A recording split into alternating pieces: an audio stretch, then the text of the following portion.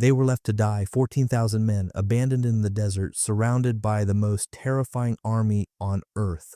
And their own commanders didn't just expect them to lose, they planned on it. In 1941, the world's greatest generals made a cold mathematical calculation. They decided that these men, these fathers, brothers, and sons from the bottom of the world, were nothing more than a speed bump for Adolf Hitler, a sacrifice to buy time for the armies to escape. But they made one fatal mistake. They forgot to tell the Australians what happened next wasn't a battle. It was a brawl. It was a scandal that Winston Churchill tried to hide. It was the moment a ragtag group of undisciplined bush mechanics took on the invincible Nazi war machine, with stolen guns, jam-tin bombs, and pure stubborn spite. Today, we are opening the files on the siege of Tobruk. We're going to show you the secret telegrams London didn't want you to see. We'll show you how these men turned certain death into the biggest humiliation of the German army. They called them rats. By the end of this video, you'll know why that became the most honorable title in military history. Buckle up. This is the story they never expected us to tell. It was the 14th of April, 1941, and the entire North African front was collapsing like a house of cards caught in a brutal sandstorm. German panzers were rolling east at a terrifying pace, swallowing entire divisions whole as the legendary Desert Fox, Erwin Rommel, continued his unbroken streak of victories since arriving on the continent. British commanders were issuing frantic retreat orders that changed by the hour, while supply lines were cut and communication posts fell silent one after another in a chaotic domino effect. In the middle of this catastrophic avalanche of defeat stood the tiny Libyan port of Tobruk, surrounded on three sides by the most feared armored force on earth. Inside that crumbling perimeter, with barely enough ammunition to last a week, sat 14,000 Australian soldiers who had just received the most insane directive of the entire Second World War. Do not retreat, do not withdraw, and hold this port at all costs, no matter what comes over that horizon. But this was only the beginning of a nightmare that would test the limits of human endurance. The sheer scale of the disaster unfolding across the desert was almost impossible to comprehend for the men on the ground. Just weeks earlier, the Allies had been celebrating victories, but now the horizon was black with the smoke of burning vehicles and the dust of a retreating army. The roads leading east were clogged with trucks, ambulances, and demoralized troops fleeing for their lives, desperate to put as much distance as possible between themselves and the relentless German advance. Amidst this scene of total disintegration, the Australians in Tobruk were the only ones not moving, anchoring themselves in the sand like a rusted nail that refused to be pulled out. They watched as their allies disappeared into the distance, leaving them isolated in a hostile landscape that offered no cover, no water, and absolutely no mercy. The silence that followed the retreat was deafening, broken only by the distant rumble of approaching tanks that signaled the arrival of a predator who had never known defeat. However, the true horror of their situation was not just the enemy in front of them, but the cold calculation happening behind their backs.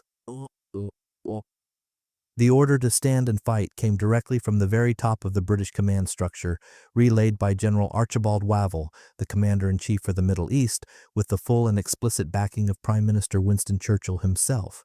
Tobruk had to hold, not because anyone believed it could be saved, but because it was the last major deepwater port standing between Rommel and the vital Suez Canal. If Tobruk fell, Rommel would secure a direct supply route for his panzers, allowing him to push forward with unlimited fuel and ammunition. If he got that port, Egypt would fall. The Suez Canal would be severed, and potentially the entire Allied position in the Mediterranean would collapse within weeks.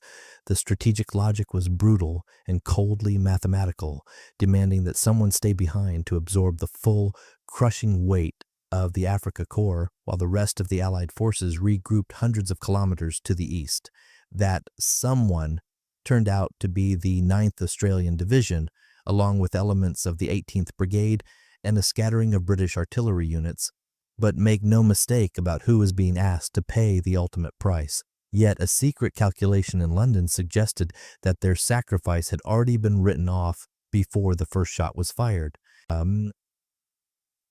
British intelligence officers privately estimated that Tobruk would hold for no more than 48 hours once Rommel committed his full force to the attack. 48 hours was the lifespan London had assigned to 14,000 men.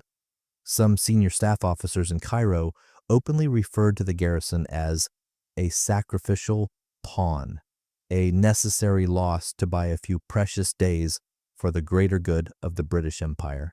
The Australians were seen as expendable in the grand chess game of desert warfare, or so the thinking went in the air-conditioned headquarters, far from the blistering heat and flies of the front lines. These intelligence officers had made a fatal miscalculation by measuring Tobruk's chances using conventional military arithmetic, counting tanks, counting guns, and counting supply tonnage. They looked at the maps, saw the overwhelming superiority of the German forces, and concluded that resistance was futile. What they failed to count was something far more dangerous and unpredictable than any weapon in the German arsenal. They failed to measure the sheer, reckless, unbreakable stubbornness of Australian diggers who had just been told they were expected to lose, and that single error in judgment would soon turn the tide of the entire war in North Africa.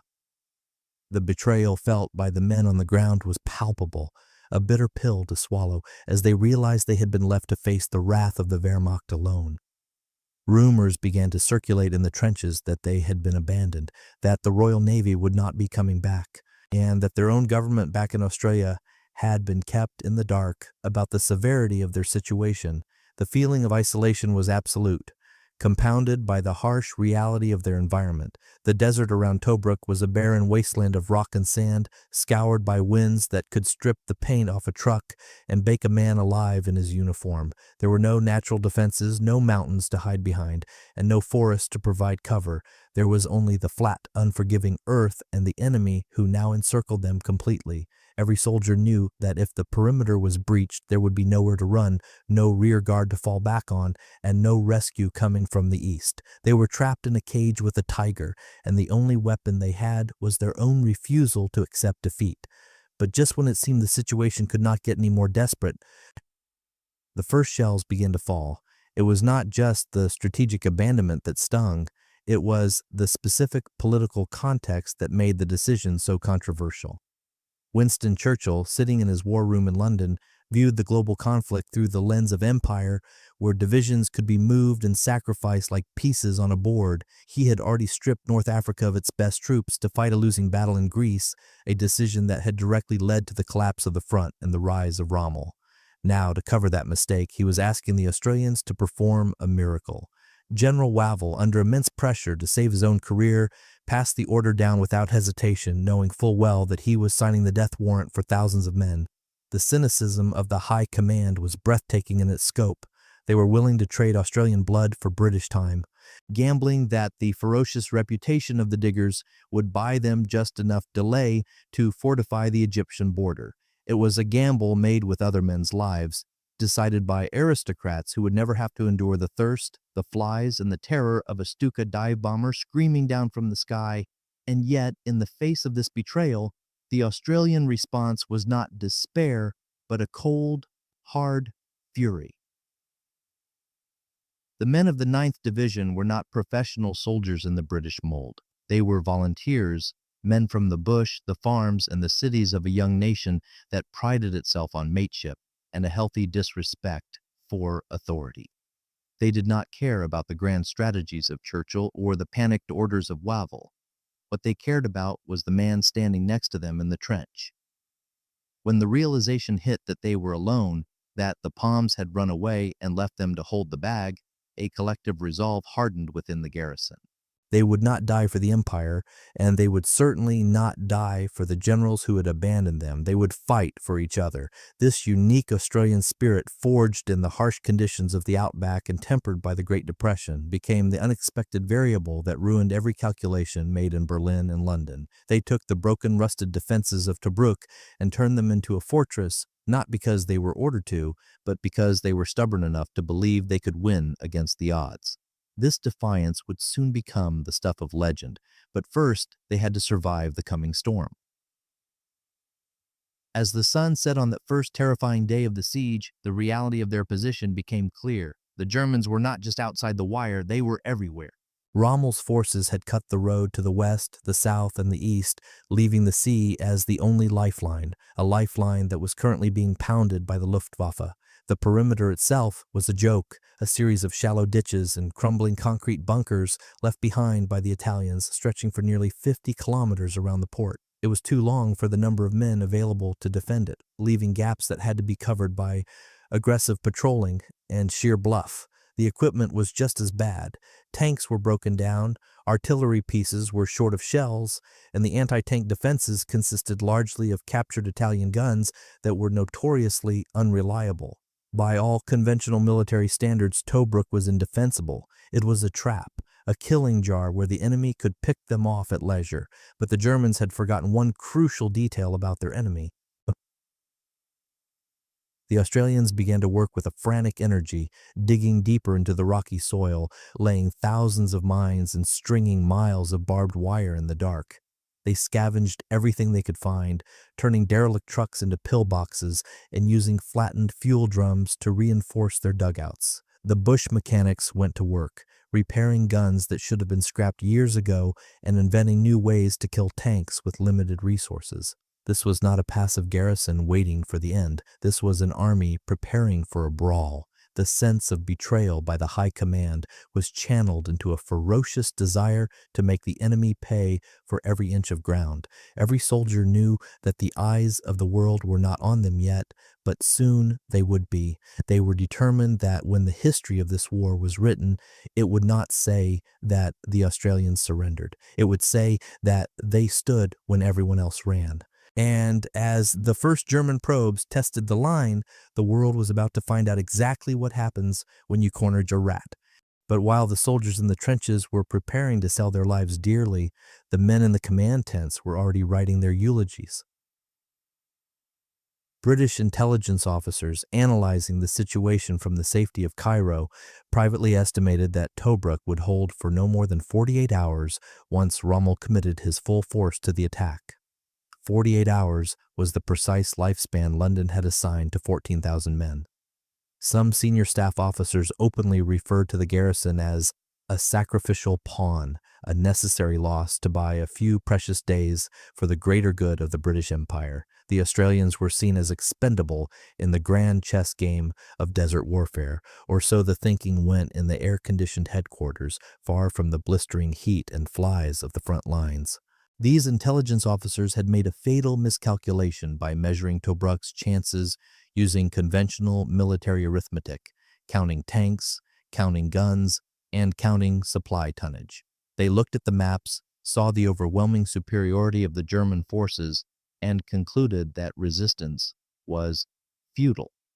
What they failed to count was something far more dangerous and unpredictable than any weapon in the German arsenal. They failed to measure the sheer, reckless, unbreakable stubbornness of Australian diggers who had just been told they were expected to lose.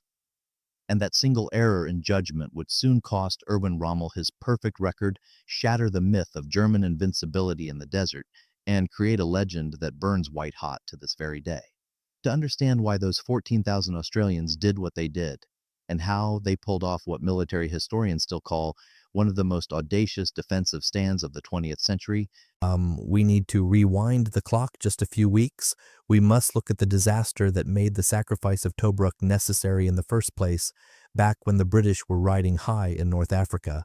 In February of 1941, the British had been celebrating a string of victories that seemed to signal the end of the war in the desert.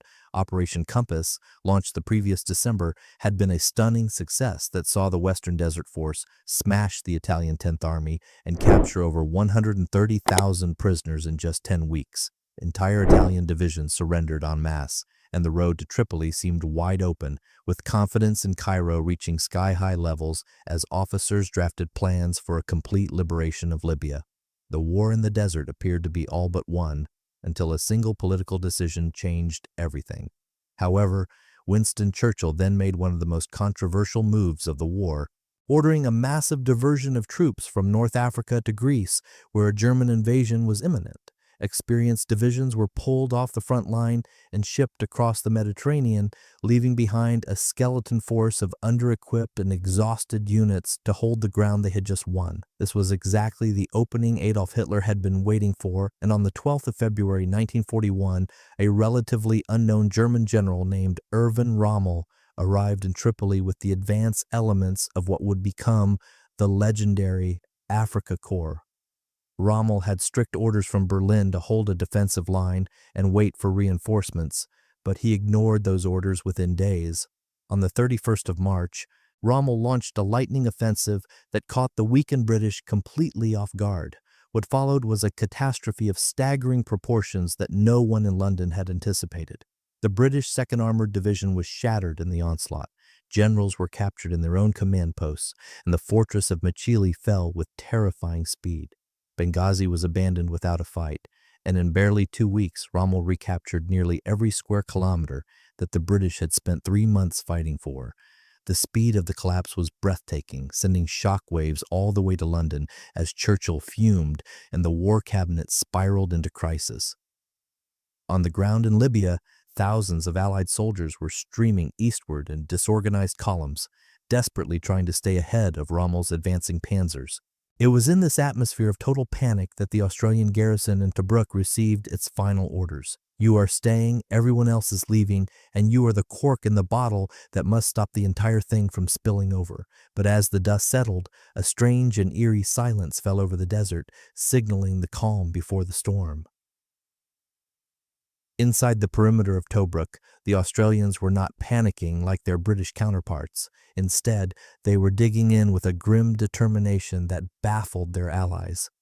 The 9th Division, under the command of the formidable Major General Leslie Morshead, began to transform the dilapidated Italian defenses into a fortress of unparalleled resilience. Morshead, a strict disciplinarian known to his men as Ming the Merciless, made it clear that there would be no surrender and no retreat. He told his commanders that there would be no Dunkirk here, and if they had to get out, they would fight their way out. The diggers, many of whom were veterans of the First World War or hardened men from the Australian bush, took this to heart and began to lay mines, string barbed wire, and prepare for the inevitable German assault. They scavenged every piece of scrap metal, every broken vehicle, and every abandoned weapon they could find, turning the desert refuse into a deadly arsenal. Little did they know, their ingenuity was about to be tested against the finest tanks in the world. As Rommel's forces approached the perimeter, the German commander was confident that this rabble of colonials would crumble just as easily as the British and French had before them. He sent probing attacks against the outer defenses, expecting to find weak points that his panzers could exploit with ease. Instead, his tanks were met with a ferocious barrage of artillery fire and anti-tank rounds that seemed to come from nowhere. The Australians had mastered the art of camouflage and deception, hiding their guns until the last possible second and unleashing hell on the unsuspecting Germans.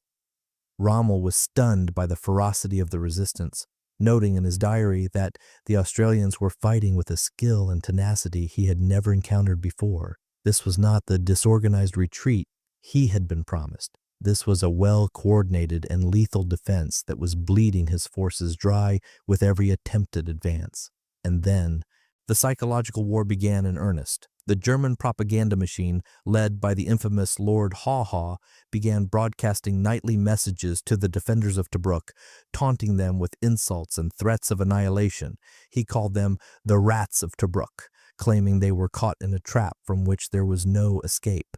The intention was to break their morale, to make them feel isolated and hopeless in the face of overwhelming odds. But the Australians, with their characteristic dark humor, embraced the insult and wore it as a badge of honor. They began to call themselves the Rats, painting the image of a rodent on their vehicles and equipment, and even creating unofficial medals out of scrap metal to commemorate their status. Far from breaking their spirit, the taunts only served to unite the garrison and strengthen their resolve to prove the Germans wrong. But the real test was yet to come, and it would happen under the cover of darkness. Realizing that daylight attacks were suicidal against the entrenched Australian artillery, Rommel shifted his tactics to night assaults, hoping to catch the defenders off guard. But the Australians were masters of the night. conducting aggressive patrols into no man's land to gather intelligence, capture prisoners, and sow chaos in the German lines. These patrols were terrifyingly effective, often creeping up on German positions in total silence, wearing woolen socks over their boots to muffle the sound of their footsteps. They would strike with bayonets and grenades, disappearing back into the darkness before the enemy could react. The Germans soon learned to fear the night, knowing that the rats were out there, watching and waiting for any mistake. The psychological toll on the besiegers began to mount as sleep became impossible and paranoia set in among the ranks of the Afrika Korps. Rommel was furious, and he decided it was time to crush these upstarts once and for all. He planned a massive, coordinated assault involving the full might of his panzer divisions and the elite infantry of the Afrika Korps, intended to break the Tobruk perimeter wide open. The attack was launched with a deafening artillery barrage that shook the ground for miles, followed by waves of tanks and infantry surging forward. But Morshead had anticipated this move and had prepared a deadly surprise for the attackers. Instead of trying to stop the tanks at the perimeter, the Australian infantry allowed the panzers to pass through their lines, separating them from their supporting infantry. Once the tanks were isolated inside the perimeter, they were engaged by anti-tank guns and field artillery from all sides, while the Australian infantry emerged from their dugouts to engage the German foot soldiers in brutal close-quarters combat. The result was a slaughter that would go down in history.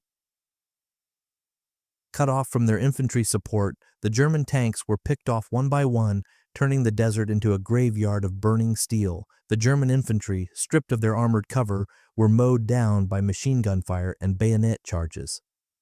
For the first time in the war, the mighty blitzkrieg tactics that had conquered Europe had failed.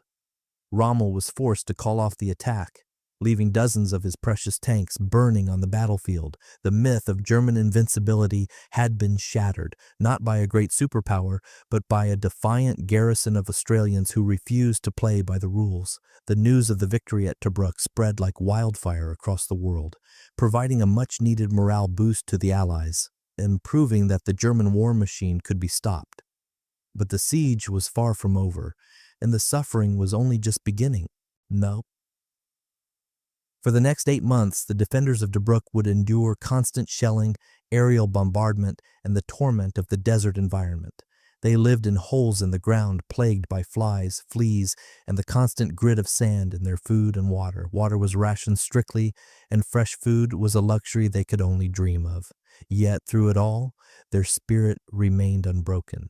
They developed a unique culture of survival, creating underground hospitals, workshops, and even a newspaper to keep morale high. The rats became a symbol of defiance, a beacon of hope in a dark time, and their stubborn resistance tied up vital German resources that were desperately needed elsewhere.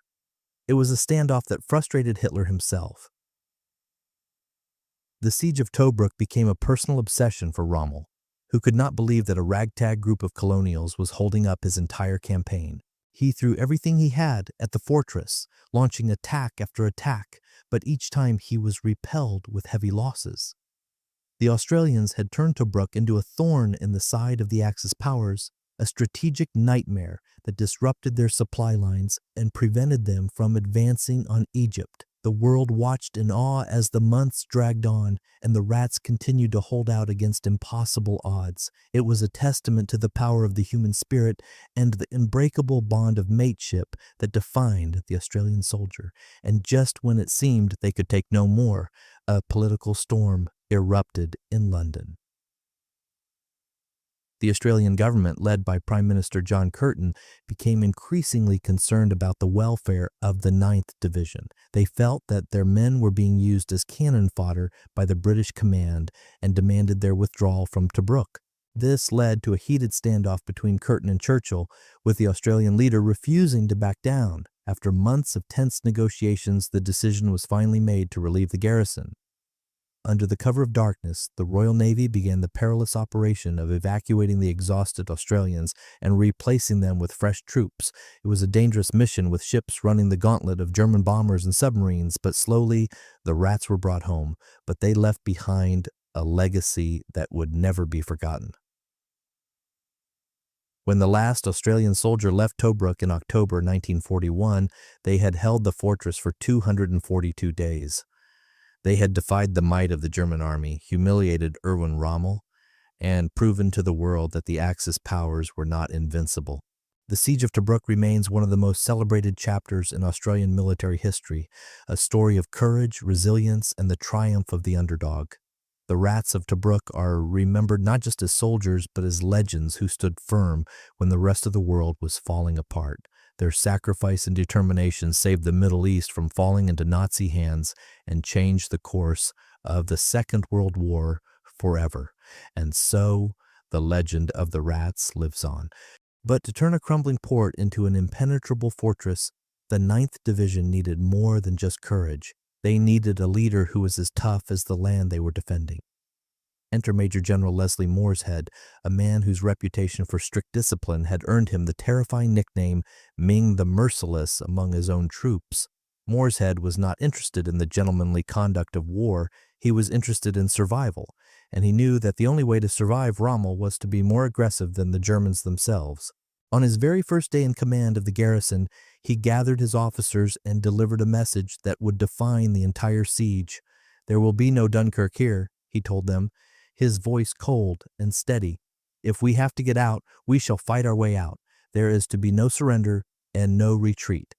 This was not just a speech, it was a promise, and Morshead backed it up with a brutal training regime that turned his volunteers into the most lethal fighting force in North Africa. However, the battlefield he inherited was a disaster waiting to happen. The Italian defenses around Tobruk were a joke, a series of shallow, unconnected ditches and crumbling concrete bunkers that had been neglected for months. The barbed wire was rusted and full of gaps, the anti-tank ditches were filled with sand, and the minefields were unmapped and dangerous to friend and foe alike. Morshead looked at this mess and ordered every man, from the cooks to the clerks, to pick up a shovel. For weeks, the garrison worked under the blistering sun and the cover of darkness, digging deeper, laying thousands of new mines, and stringing miles of fresh wire. They didn't just repair the defenses, they reinvented them, creating a complex web of interlocking fire zones that would funnel any attacker into a deadly kill box. But the most ingenious part of their preparation was not what they built, but what they scavenged. The _4 of the 9th Division scoured the desert for abandoned Italian artillery, broken trucks, and even downed aircraft, stripping them for parts and turning scrap metal into functioning weapons. They would need every single one of those weapons because Rommel was not planning to wait. On the 13th of April, 1941, just one day before the official _6 of the siege, the German commander launched his first major assault, confident that he could crush the Australians with a single, overwhelming blow. This was the beginning of the _7, a ferocious clash that would set the tone for the entire campaign. Rommel sent the 5th Light Division, his elite panzer unit, charging towards the southern sector of the perimeter, expecting the defenders to break and run at the sight of his tanks. It was a classic blitzkrieg tactic that had worked in Poland, France, and across the deserts of Libya, relying on speed and terror to paralyze the enemy. But as the German tanks roared towards the Australian lines, something strange happened. The Australian infantry did not run. They did not even fire. They simply stayed in their holes, hidden in the dust, and waited. What happened next was a tactical masterstroke that stunned the German high command. Morshead had drilled his men to do the unthinkable, to let the tanks pass. As the panzers rolled over the Australian trenches, the infantry remained hidden, holding their fire until the steel monsters had rumbled past. Then, as the German infantry followed behind the tanks, expecting the way to be clear, the Australians popped up from the ground like ghosts. They unleashed a withering storm of machine gun fire and grenades, cutting down the German foot soldiers and separating them from their armored support. Suddenly, Rommel's tanks were alone inside the perimeter, stripped of their infantry protection and blind to the dangers around them. That was when the Australian artillery opened up. Anti-tank guns, field artillery, and even captured Italian cannons began to pound the isolated panzers from every direction, turning the breakthrough into a slaughter. The German tanks, now panicked and confused, tried to retreat, but they found their escape route blocked by the very infantry they had just bypassed. For the first time in the war, the unstoppable blitzkrieg had hit a brick wall.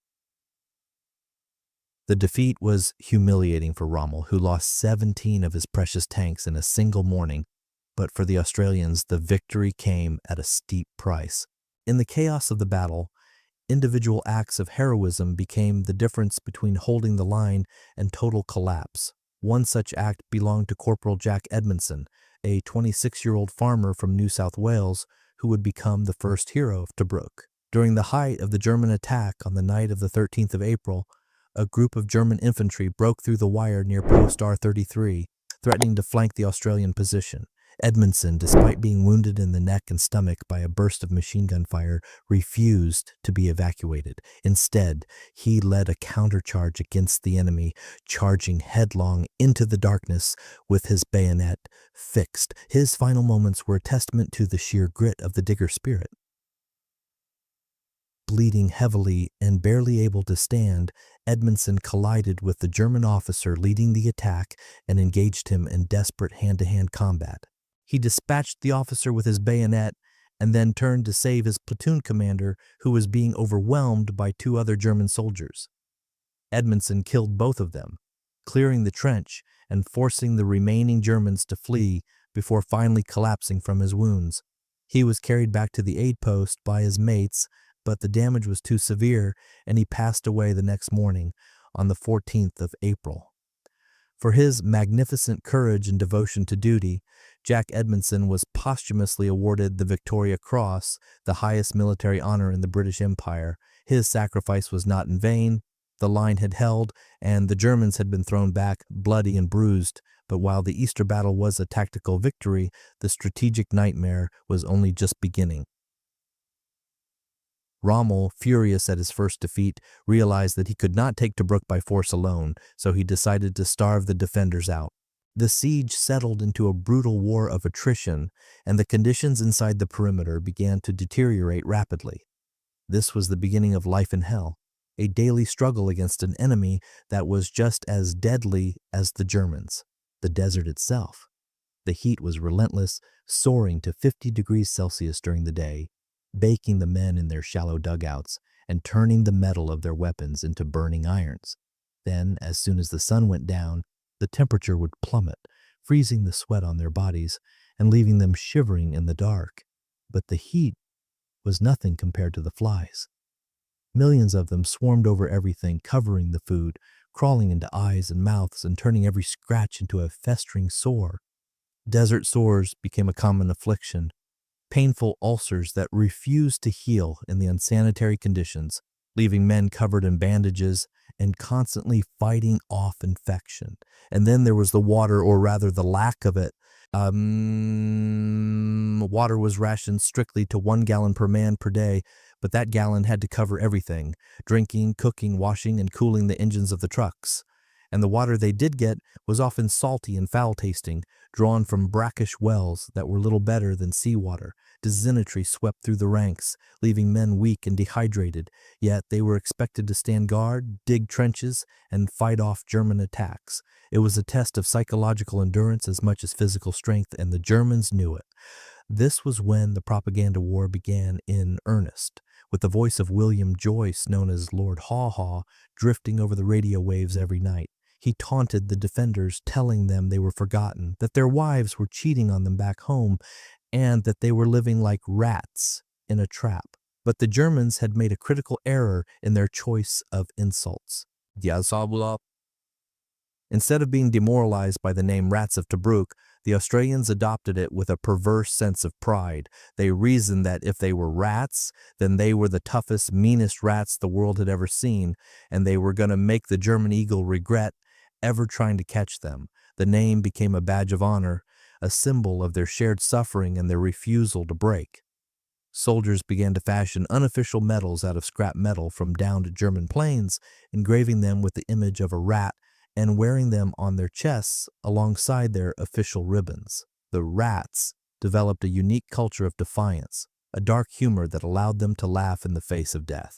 They held concerts in bomb-proof caves, printed their own newspaper called Digger Diary, and even organized sports days during lulls in the shelling. This camaraderie, this unbreakable bond of mateship, became the glue that held the garrison together when everything else was falling apart. But survival required more than just morale, it required ingenuity. Cut off from regular supplies, the Australians had to become masters of scrounging, a polite word for theft and improvisation. They stole fuel from abandoned vehicles, raided Italian supply dumps for food, and repurposed captured weapons to bolster their firepower. The bush artillery was born, a collection of oddball guns manned by cooks, clerks, and drivers who had no formal artillery training but learned on the job. They used Italian field guns, German anti-tank rifles, and even old British naval cannons, firing whatever ammunition they could find. But the most famous invention of the siege was the jam tin bomb. Lacking proper grenades, the diggers filled empty jam tins with explosive amytal, scrap metal, and nails, inserted a short fuse, and sealed it with clay or cement. These crude but deadly devices were thrown by hand or launched from makeshift catapults, terrifying the German infantry who never knew what was coming next. This ingenuity extended to their underground world as well. To escape the constant shelling and the Stuka dive bombers that screamed down from the sky every day, the Australians went underground. They dug elaborate tunnel systems, underground hospitals, and workshops where they could repair their equipment in safety. These catacombs became a second city beneath the sand, a place where men could sleep, eat, and plan their next move without fear of being blown to pieces.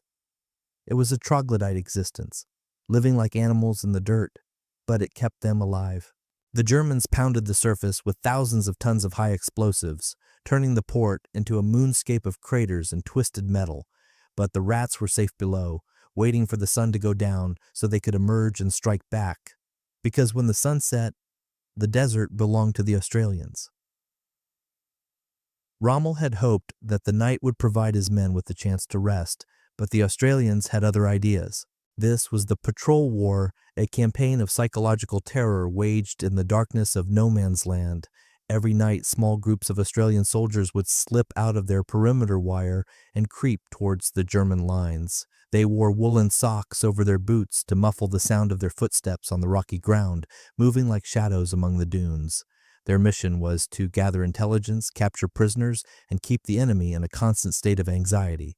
They would crawl for hours, inching forward on their bellies until they were close enough to hear the Germans talking in their trenches. Then they would strike, a sudden burst of submachine gun fire, a few grenades tossed into a dugout, and then they would vanish back into the night before the Germans could react. The effect on German morale was devastating. German prisoners captured during these raids spoke of a growing fear of the, quote, 32 who seemed to be everywhere and nowhere at the same time. They could not sleep, they could not relax, and they could never be sure that the shadow moving in the distance wasn't a digger with a bayonet.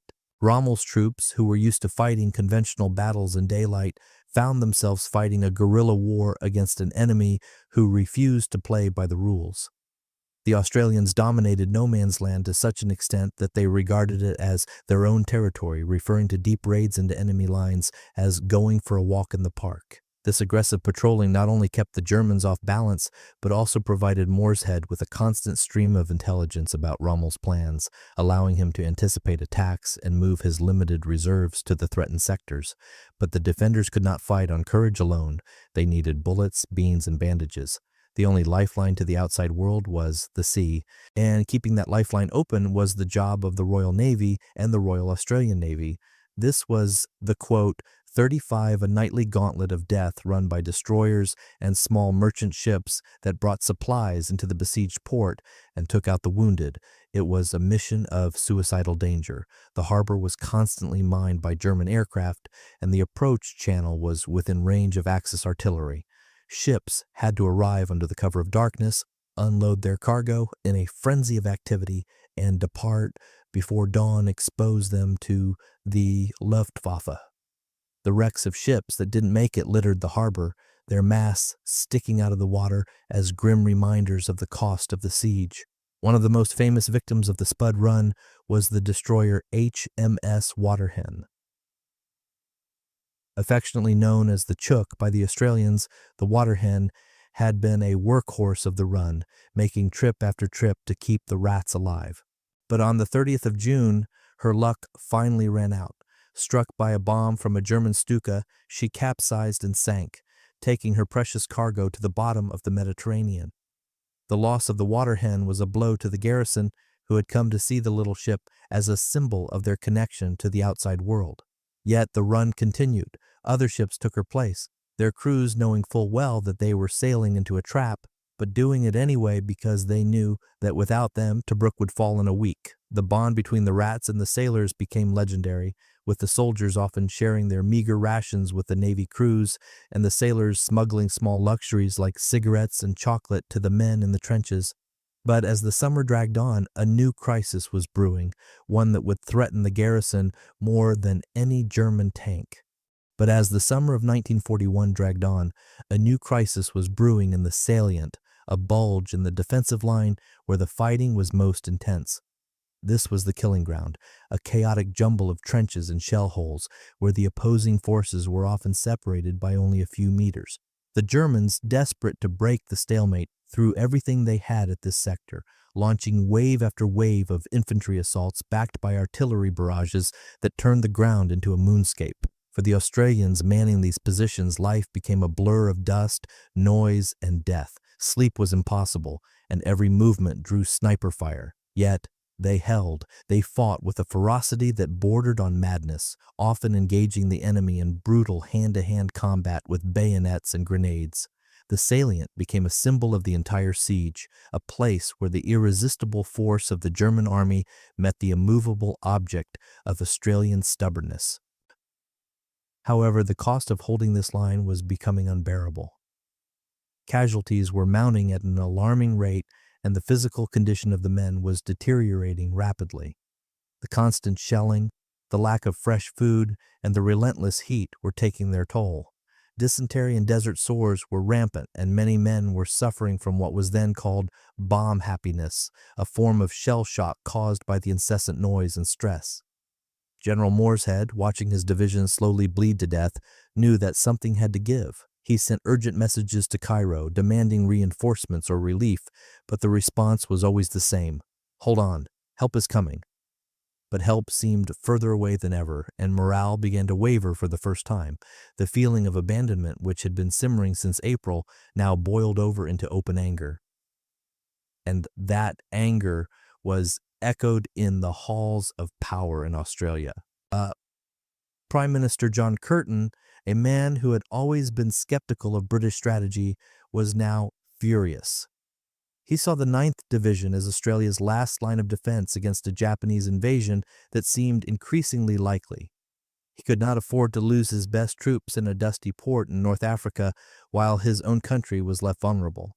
Curtin sent a series of blistering telegrams to Winston Churchill demanding the immediate withdrawal of the Australian garrison. Churchill, who was focused on the bigger picture of the war in Europe, was appalled. He argued that pulling the Australians out would be a logistical nightmare and could lead to the collapse of the entire front. The two leaders locked horns in a bitter political struggle that threatened to tear the alliance apart. For weeks, the fate of the rats hung in the balance, decided not by generals on the battlefield, but by politicians thousands of miles away. Finally, in August, Churchill blinked. Under immense pressure from Curtin and fearing a political backlash in Australia, Churchill reluctantly agreed to relieve the 9th Division. It was a victory for Australian sovereignty, but for the men in Tobruk, it was a bittersweet moment. They were leaving the place where they had fought, bled, and buried their mates for 5 long months. The relief operation, codenamed Supercharge, began in September under the cover of darkness. It was a massive logistical undertaking involving the Royal Navy and the Polish Carpathian Brigade, who were to replace the Australians. The first ships arrived on the night of the 19th of September, slipping into the harbor like ghosts. The exhausted diggers, many of whom could barely walk, were loaded onto destroyers, while the fresh Polish troops disembarked to take their place in the trenches. But the Germans were not going to let them leave without a fight. As the convoys made their nightly runs, the Luftwaffe intensified its attacks on the harbor. Ships were bombed and strafed, and the sea became a graveyard for vessels trying to escape the trap. One particularly tragic incident occurred on the 25th of October when the fast mine layer HMS Latona was struck by a bomb while carrying troops from the 2/13th Battalion. The ship caught fire and began to sink rapidly. In the chaos, men were trapped below decks or forced to jump into the oil-slicked water. Despite the heroic efforts of the crew and the other ships in the convoy, many soldiers and sailors were lost. It was a cruel twist of fate that men who had survived months of siege warfare were killed just as they were on the verge of freedom. By the end of October, the majority of the 9th Division had been evacuated, leaving behind a small rear guard to help the new garrison settle in. When the last Australian soldier finally boarded a ship and watched the lights of Tobruk fade into the distance, they left behind a legend that would never die. They had held the port for 242 days, the longest siege in British military history. They had defied the might of the German army, humiliated Erwin Rommel, and proven to the world that the Axis powers were not invincible. The Rats had done what no other Allied army had managed to do. They had stopped the blitzkrieg in its tracks. However, the war was far from over for these men. The 9th Division would go on to fight in the decisive Battle of El Alamein, where they would play a crucial role in the final defeat of the Afrika Korps. Then they would return home to face a new enemy in the jungles of New Guinea, fighting the Japanese with the same tenacity they had shown in the desert. But for the rest of their lives, they would always be known as the Rats of Tobruk. The name, once intended as an insult, became a badge of honor worn with fierce pride. It symbolized a unique brand of Australian courage, the ability to endure, to improvise, and to look after your mates no matter how bad things got. The legacy of Tobruk lives on today in the ANZAC tradition. It is remembered every year on ANZAC Day, not just as a battle, but as a testament to the resilience of the human spirit. The story of the 14,000 men who said no to the most powerful army on earth continues to inspire new generations. Memorials in Tobruk and across Australia stand as silent witnesses to their sacrifice, but perhaps the greatest tribute came from their enemy. Years after the war, Erwin Rommel, the Desert Fox himself, wrote in his papers, "The Australian troops fought with magnificent tenacity. Their defense of Tobruk was a masterpiece. It was the ultimate validation for the men who had been written off as a sacrificial pawn. They were not pawns, they were rats, and they were the best soldiers he ever faced.